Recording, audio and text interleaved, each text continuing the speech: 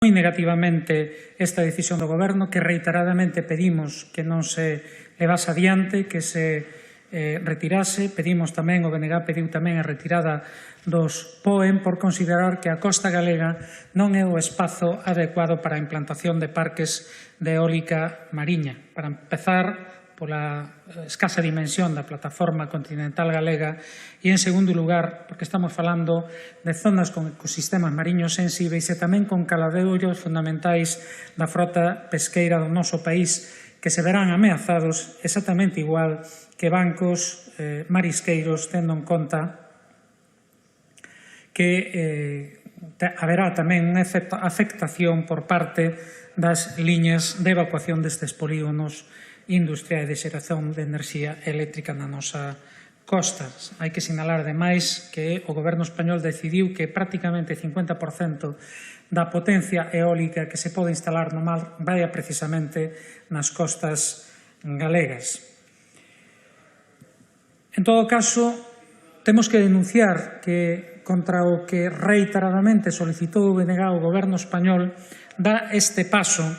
sen que estea aínda dispoñível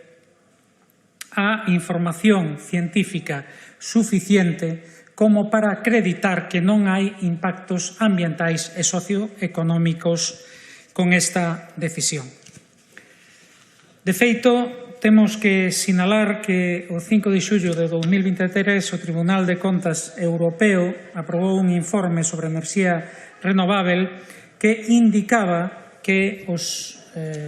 as decisións que veu adoptando a Unión Europea e os Estados membros serviron para despregar as enerxías renováveis e tamén a mariña, mais sen garantir a sustentabilidade social e ambiental, sen resolver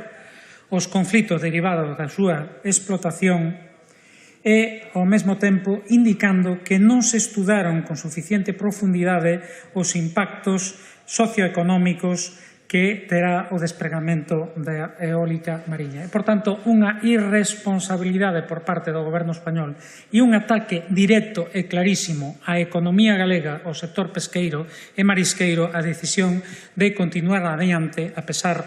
destas advertencias, co concurso para a implantación de enerxía eólica mariña. Como sinalamos en moitas ocasións, con isto o que fai o Goberno español é escoller.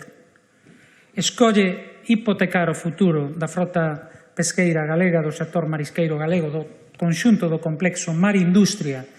que achega prácticamente 5% do Produto Interior Bruto do noso país e 65.000 postos de traballo, para beneficiar as grandes eléctricas para que continúen aumentando as súas contas de resultados xa de por sí suficientemente escandalosas. Se non tivésemos isto claro, só temos que ver que no concurso, que no Real Decreto se establece que os criterios non económicos non poderán superar o 30%. Quer isto dicir que na avaliación dos proxectos os criterios económicos chegarán como mínimo a 70% e os ambientais e outros como máximo a 30%. A maiores, temos que sinalar que da comisión de avaliación destes proxectos foron excluídos os científicos e as científicas do Instituto Español de Oceanografía. Por tanto, hai unha pretensión clara de quitar de diante todas as cuestións que teñan que ver con afectacións ambientais e socioeconómicas para priorizar os intereses das grandes eléctricas. E isto, tendo en conta que Galiza é xa excedentaria, 40% no último ano na produción de enerxía eléctrica, e que superamos xa o obxectivo do ano 2030 de produción de enerxía de fontes renováveis e que, ao mesmo tempo, padecemos máis de 300 proxectos de eólica terrestre tamén con impacto social, ambiental, patrimonial e económico moi elevado que xera un grande rexeitamento por parte do conxunto da sociedade galega. Mais unha vez, reclamamos ao Goberno español que paralice este concurso,